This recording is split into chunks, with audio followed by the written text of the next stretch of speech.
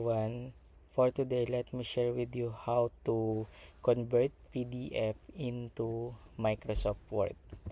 So first, I have here the PDF file, and when I open that,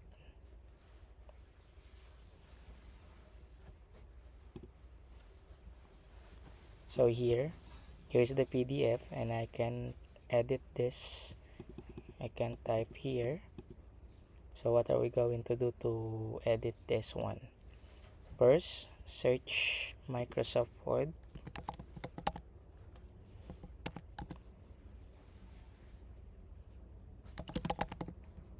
And then open. Click the location that you want to open. And here's the PDF file. So click that.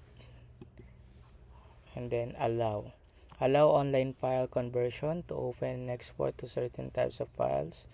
Click allow and wait for the conversion. So Word is converting the PDF file into a Word that we can document. So here's now the PDF file.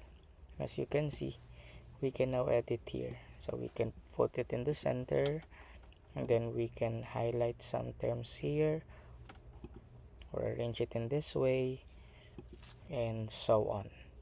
So that's how you convert PDF into Microsoft Word.